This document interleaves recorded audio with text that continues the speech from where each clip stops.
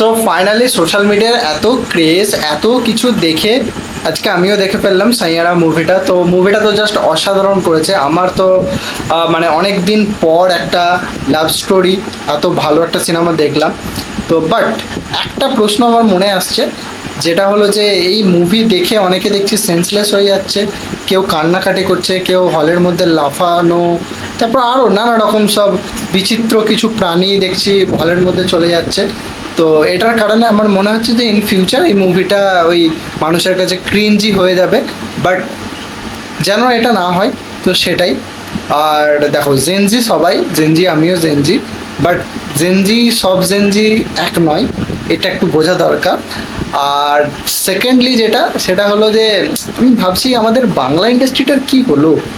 মানে আমাদের লাস্ট তো এই দেবদা ছাড়া তো আর জিদ্দা ছাড়া তো আর তো দেখতে পাচ্ছি না কোনো হিরো। তো একটু বাংলাতেও এরকম হোক নাকি, না শুধু ওই এদিক আর ওদিক করলে হবে। তো আই হোপ যে ইন ফিউচার যদি আসে, শুধু পাশে দাঁড়াতে বললেই তো হবে না, একটু ওই সিরিয়াল মার্কা সিনেমা ছেড়ে একটু এরকম টাইপেরও সিনেমা বানানোর দরকার আমাদের মনে হয়। তাহলেই মানুষ পাশে দাঁড়াবে, বলতে হয় না কাউকে। যাই হোক, অপেক্ষায় থাকবো।